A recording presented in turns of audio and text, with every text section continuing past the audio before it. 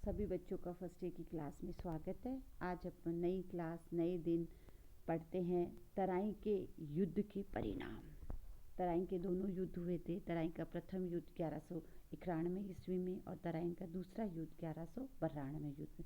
प्रथम युद्ध के अंदर पृथ्वीराज की विजय हुई थी और द्वितीय युद्ध में महमूद गोरी की विजय हुई थी। इससे पहले की क्लास में अपन ने देखा था कि पृथ्वीराज चौहान की पराजय के क्या कारण थे जिसकी वजह से पृथ्वीराज चौहान पराजित हुआ। इसके बाद अपन आगे बढ़ते हैं तराइन के युद्ध के परिणाम। तराइन के दोनों युद्धों के क्या परिणाम निकले। तराइन के द्वितीय युद्ध में पृथ्वीराज चौहान के परास्त हो जाने से केवल चौहान वंश का ही गौरव खत्म नहीं हुआ, वरना भारतीय इतिहास का एक युग भी समाप्त हो गया। इसलिए भारत व पाश्चात्य देशों के प्रमुख इतिहासकारों ने इसे एक निर्णायक युद्ध माना है। इसमें तो यहाँ तक लिखते हैं कि 1192 के तराइन के दूसरे युद्ध को निर्णायक कहा जा सकता है क्योंकि इससे हिंदुस्तान में मुस्लिम आक्रमण की अंतिम विजय सुनिश्चित हो गई।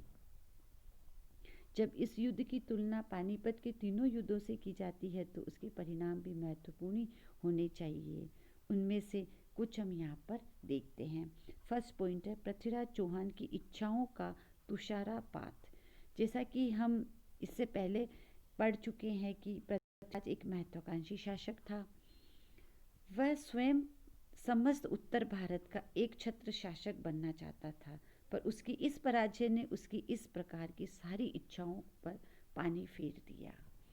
दूसरा कारण था राजपूत शक्ति पर प्रबल आघात सिद्ध हुई।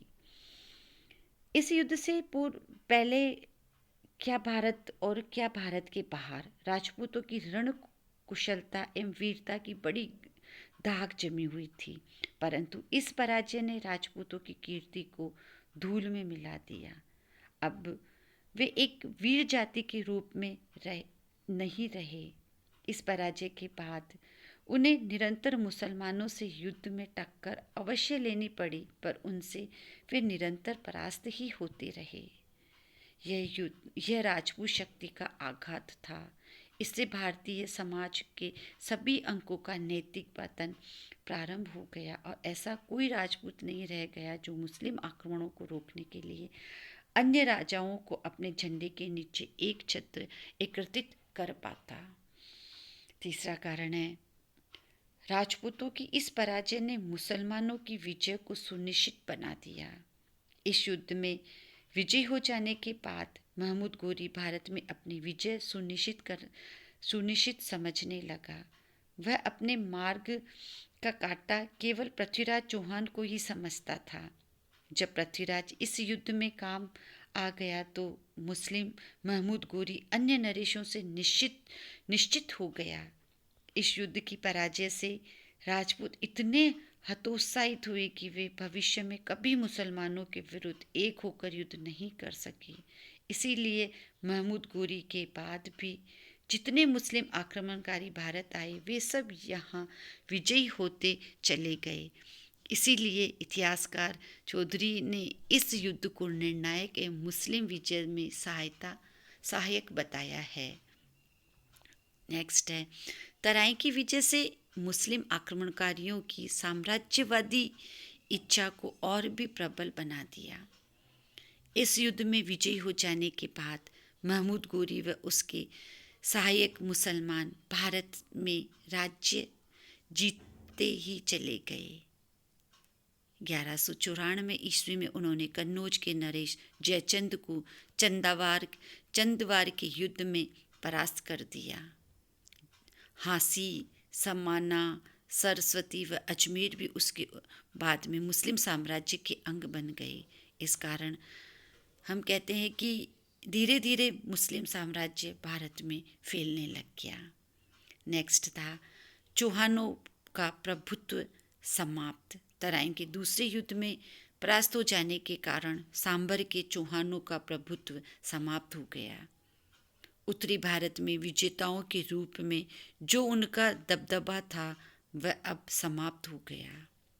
1194 में जब जयचंद परास्त हो गया तो गढ़वालों के साथ साथ शाकंभरी चौहानों की शक्ति नष्ट हो गई। कुछ काल के लिए रणथंभौर में चौहानों का प्रभुत्व अवश्य रहा। नेक्स्ट, इस पराजय से भारत में मुस्लिम साम्राज्य की स्थापना हो गई। जिस प्रकार पानीपत के प्रथम युद्ध ने भारत में मुगल वंश की स्थापना कराई तथा पानीपत के तीसरे युद्ध ने भारत में अंग्रेजी साम्राज्य की नींव डालने में सहायता दी, उसी प्रकार इस युद्ध की पराजय से भारत में मुस्लिम साम्राज्य की स्थापना हो गई। यह एक भारतीय इतिहास में युगांतरकारी घटना मानी जाती है। नेक्स्ट, हिंदू धर्म पर कुठाराघात। तराई का दूसरा युद्ध मुसलमानों को भारत में केवल उनकी प्रभुत्व स्थापित करने में ही सहायक सिद्ध नहीं हुआ, बल्कि वह हिंदू धर्म के विनाश का भी प्रबल कारण बन गया। महमूद गजनवी की भांति उसने भी भारत में इस्लाम का प्रसार किया। सभी विजित स्थानों में हिंदू मंदिर तोड़े गए और उनके स्थान पर मस्जिदें खड़ी कर दी गई तथा मुस्लिम परंपरा के अनुसार सभी स्थानों पर इस्लाम धर्म घोषित कर दिया गया। आगे कुछ कारण और है। अन्य कारण में इन राजनीतिक परिणामों के अतिरिक्त इस पराजय ने हमारे देश के धर्म व कला को भी प्रभावित किया। भारत में इस्लाम धर्म अब दिनों दिन अपनी जड़ें मजबूत करने लगा। हिंदू लोग जबरन मुसलमान बनाए जाने लगे। उनके देवालय धराशायी तथा देवी मूर्तियां खंडित की जाने लगी। इसके परिणाम स्वरूप हिंदुओं की धर्म में आस्था कम होने लगी। देवालयों के धराशायी होने से भारतीय स्थापत्य कला को भारी धक्का लगा। उनके स्थान पर मस्जिदों के निर्माण से भारत भूमि पर एक नवीन श्रेणी की स्थापना, कला का सृजन होने लगा। देवी मूर्तियों के खंडित करने से मूर्ति कला का विनाश होने लगा। इन सब के अलावा भारत की भूमि पर एक नवीन सभ्यता का प्रारंभ हुआ जिसने हिंदू सभ्यता को काफ़ी प्रभावित किया। इस प्रकार हम देखते हैं कि महमूद गोरी की इस विजय ने मुसलमानों के लिए भारत के द्वार खोल दिए और उनके आगमन से भारत में नाना प्रकार के सांस्कृतिक व राजनीतिक प्रभाव लक्षित होने लगे और भारत पर कई ऐसे प्रभाव दिखने लगे कि हिंदू धर्म धीरे धीरे गर्त में जाने लगा और मुस्लिम धर्म काफ़ी जगह फैलने लगा। धन्यवाद बच्चों। इस तरह से हम देखते हैं कि तराइन के युद्ध की भारत पर बहुत गहरे प्रभाव पड़े।